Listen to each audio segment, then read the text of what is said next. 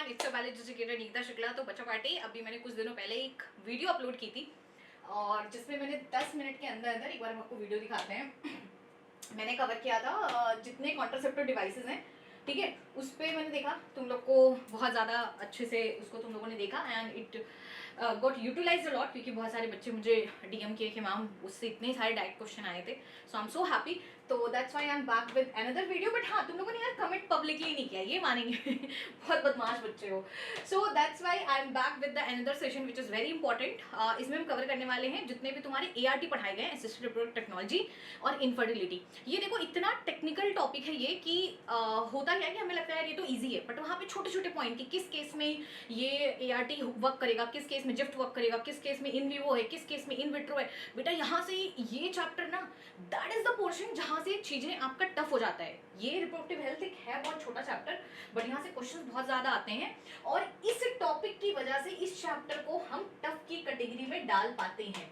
ठीक है, तो एक बार के लिए हम क्विकली बता देते हैं। देखो, हमारे इंडिया में एक बहुत बड़ी प्रॉब्लम है। क्या प्रॉब्लम है? वो प्रॉब्लम है कि लोग को इतने बच्चे हो रहे हैं कि हमारे यहाँ की पॉपुलेशन बढ़ती जा रही है। ठीक है, दूसरा हमारे यहाँ की प्रॉब्लम क्या है कि बहुत सारे कपल्स परेशान हैं, उनके बच्चे नहीं हो रहे। इनफर्टिलिटी एक्चुअली बहुत ज़्यादा बढ़ रही है। ठीक है, हमारे देश में तब भी फर्टिलिटी रेट बहुत अच्छा है, बाकी देशों में तो और हालत खराब है ना। What is infertility? इनफर्टिलिटी जो है, by the way I want your comment if this video you like this video, even if you don't, please drop a comment in the comment section. ठीक है, so coming to the point, होता क्या है कि what is infertility? क्या अभी कोई 15-20 साल का बच्चा जिसके बच्चे नहीं हो रहे उसको बोल देंगे इनफर्टाइल है? नहीं। क्या किसी ने शादी कर लिया बट वो इंटरकोर्स ही नहीं कर रहे तो हम बोल देंगे भाई इनफर्टाइल है? नहीं। क्या वो कॉन्डम लगा के कोइटस किए जा रहे हैं, हम बोलेंगे भाई तुम तो इनफर्टाइल हो? नहीं। ठीक है, इनफर्टिलिटी तब बोलेंगे अगर कोई कपल है, मान लो चिंटी और चिंटू, ठीक है, वो इंटरकोर्स कर रहे हैं for 2 years continuous without using any protection मतलब ना तो ट्यूबेक्टोमी, ना तो वैसेक्टोमी, ना तो कॉन्डम, ना आईयूडीज, पिल्स, कुछ भी नहीं है ना। और 2 साल, ऐसा नहीं है, बहुत बार क्या होता है कि फीमेल की ओवुलेशन साइकिल ही नहीं सिंक कर रही है, जिस दिन मेल इजैकुलेट कर रहा है उस टाइम पे ओवुलेशन ही नहीं है। तो वो सब ध्यान में रख के अगर आप ट्राई कर रहे हो without using contraceptive, then you have infertility problem. ठीक है, इनफर्टिलिटी के बहुत सारे रीजन हो सकते हैं। क्या क्या रीजन हो सकता है? साइकोलॉजिकल, मेंटली इंसान बहुत स्ट्रेस है, कोई बाई बर्थ डिसीज है, फिजिकल कोई इनकैपेबिलिटी है। आजकल सबसे बड़ा जो रीजन आ रहा है वो आ रहा है फीमेल में, या तो ओवरी का नंबर किल हो जा रहा है, बहुत सॉरी ओव्यूल्स, ओवा के नंबर, क्योंकि एज बहुत ज्यादा हो जा रही है। दूसरा बहुत ज्यादा स्ट्रेस, अगर कोई फीमेल है, कोई है, वो बहुत ज्यादा स्ट्रेस है। Even in male if they are stressed a lot they won't be able to ejaculate. So ये सारी कुछ प्रॉब्लम्स हैं। लेकिन अगर उसके बाद भी नहीं सही हो रहा है, एक हमारे यहाँ पे आपकी टेक्नोलॉजी इतनी बड़ी हो चुकी है, आपको पता ही है, हम लोगों ने एक नया सिस्टम लगाया जिसको बोलते हैं ART। ठीक है, ART की खास चीज क्या है? देखो, 2 तरीके की चीजें होती हैं, एक होता है इन विवो, ठीक है, एक होता है इन विवो, एक होता है in vitro. In vivo, in vitro, in vivo and in vitro. What is in vivo, what is in vitro?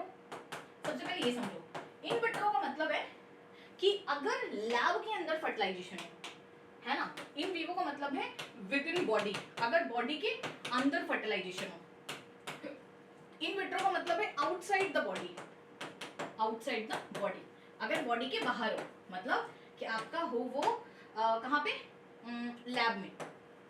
ठीक है, तो देखो, अब अगर मान लो मेल या फीमेल में से किसी को प्रॉब्लम है, तो हमने क्या किया, हमने मेल से स्पर्म ले लिया, है ना, वो हमने ले लिया, डोनर से ले सकते हैं या फिर हस्बैंड, है ना, डिपेंड करता है।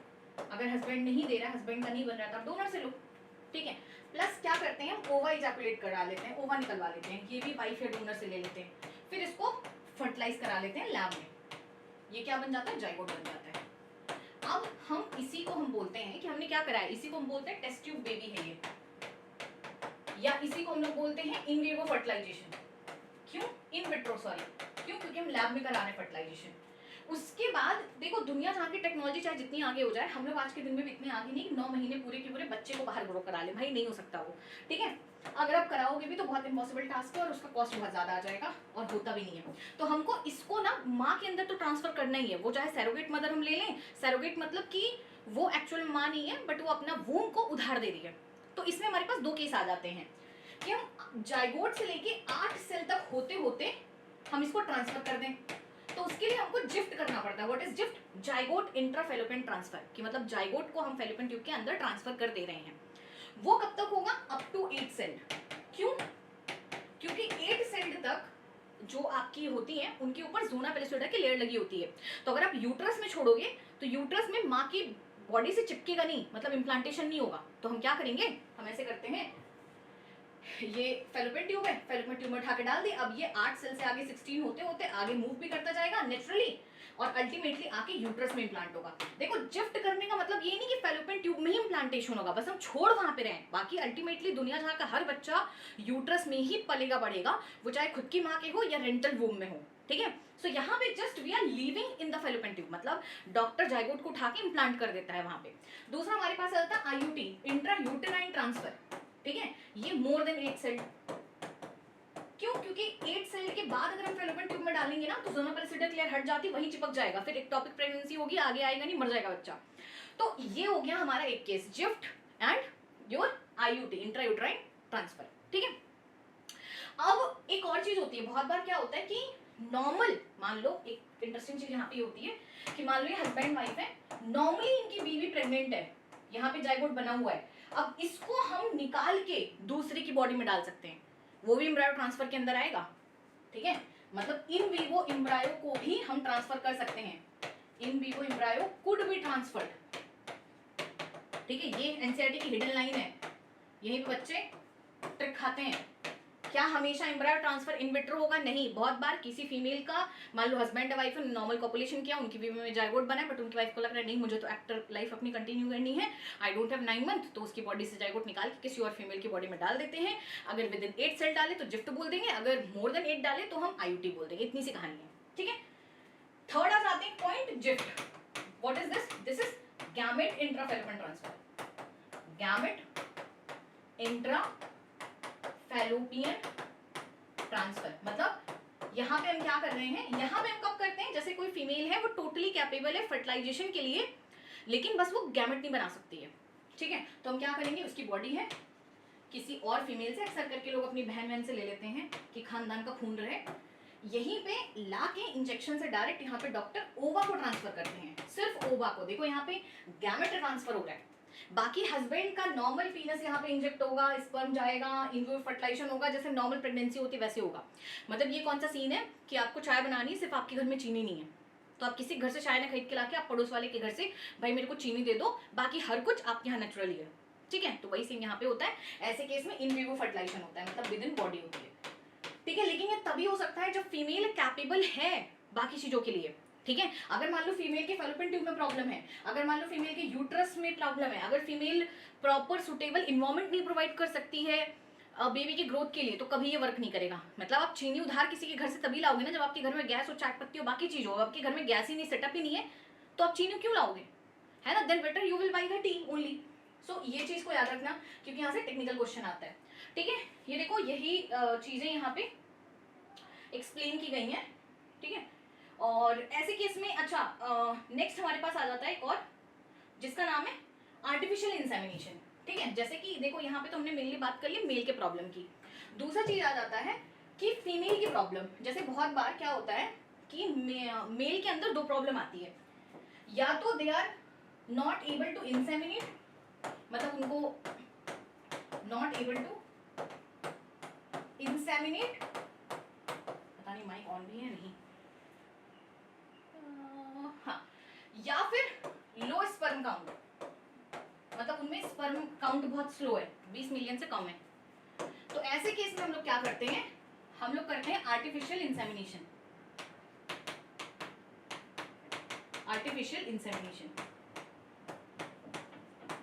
आर्टिफिशियल इंसेमिनेशन में क्या होता है, इंजेक्शन में मेल का सीमेन ले लो और उसको उठा के एक तो चाहे वेजाइना में इंजेक्ट कर सकते हो, वेजाइना स्विम करके चला जाएगा, या तो यूट्रस में। जब यूट्रस में करते हैं तो उसको आईयूआई बोल देते हैं, intra uterine insemination. Intra uterine insemination काफी सेफ होता है, क्योंकि हम वेजाइना से आगे ऑलरेडी भेज चुके हैं, ठीक है। तो ये किस केस में होता है, जनरली ये लो स्पर्म काउंट में होता है, ठीक है। स्पर्म का काउंट लो है तो हमने क्या किया, इकट्ठे बहुत सारे स्पर्म लेके एक साथ डाल दिया, ठीक है। तो वही चीज होती है, जैसे कहीं पे पानी का फ्लो बहुत कम होता है तो आप क्या करते हो, इकट्ठे पानी भर के पहले बकेट में, फिर आप उठा के डाल देते हो। प्रेशर है यहाँ पे, कोई चीज मान लो वॉशरूम वगैरह को भी गंदा है तो यू डू दिस ना, कि आप एक साथ, तो you collect things so as volume increase हो तो आपका क्वांटिटी ज्यादा हो जाए, ठीक है। नेक्स्ट हमारे पास आ जाता है ICSI, what is intra cytoplasmic sperm injection, ठीक है। ये क्या होता है, यहाँ पे अक्सर करके हम लोग जनरली चूज करते हैं जब स्पर्म की मोटिलिटी बहुत गंदी हो। तो अगर हम वजाइना यूट्रस में स्पर्म को डाल भी दिए तो वो आगे मूव करके जा ही नहीं रहा है फर्टिलाइज करने, तो उस केस में हम क्या करते हैं, ओवा को निकालते हैं, स्पर्म को एक एक स्पर्म को इंजेक्शन में लेते हैं, एक एक ओवा में टारगेट करते हैं, उसको बोलते हैं इंट्रा साइटोप्लाज्मिक स्पर्म इंजेक्शन। मतलब कि हम क्या कर रहे हैं, हम स्पर्म को ओवा के साइटोप्लाज्म में डायरेक्ट इंजेक्ट कर रहे हैं, ठीक है। यहाँ पे भी इन विट्रो फर्टिलाइजेशन होगा, मतलब यहाँ पे भी हमारे पास लैब में होगा, ठीक है। तो बात समझा, जिफ्ट और आर्टिफिशियल इंसेमिनेशन, ये दो चीज आपकी बॉडी के अंदर फर्टिलाइजेशन देती है, बाकी हर चीज बॉडी के बाहर, ठीक है। बाकी सब इन विट्रो में आती हैं। तो इन विट्रो इन विवो यही इतनी सी कहानी है, इसके अलावा आपको कुछ याद नहीं रखना है, ये कंटेंट है, ठीक है। ये जो मैंने भी कराया वही चीजें हैं, आप चाहोगे तो इसको गो थ्रू कर सकते हो, ठीक है। और हाँ, अगर आपको ये अच्छा लगे तो प्लीज आप जाके बाकी वीडियो देख सकते हो, कमेंट कर सकते हो। और अगर आपको मुझसे पूरा सिलेबस डिटेल में पढ़ना है, हम मॉल बाय ओव्यूलेशन अभी करा ही रहे हैं, so you can buy subscription by using code Nikita live and trust me. Fees बहुत सस्ती है, 500,000 रुपये फीस होती है अनअकैडमी पे, हर सब्जेक्ट हर बैच, वहाँ पे आपकी सैम्पल पेपर से लेके वन शॉट से लेके डिटेल से लेके हर कुछ कराया जाता है, ठीक है। एंड जब भी ये कोड लगाओगे इसका मतलब ये नहीं सिर्फ बायो का सब्सक्रिप्शन मिलेगा, आपको हर सब्जेक्ट का सब्सक्रिप्शन मिलेगा, ठीक है। लिंक आपको कहाँ से मिलेगा सब्सक्रिप्शन लेने की, ठीक है, ये यहाँ पे डिस्क्रिप्शन बॉक्स में जाओगे, ये यहीं पे मिल जाएगी, ठीक है। क्लास 12 पे जाओगे, ये देखोगे आपको ऐसे मिल जाएगा, ठीक है। यहाँ पे 13 मंथ का या फिर 9 मंथ का आपका भी हो जाएगा। So please go and buy this and let me know if you like the video and if you want more. Okay, tata bye bye, I will see you, take care everyone.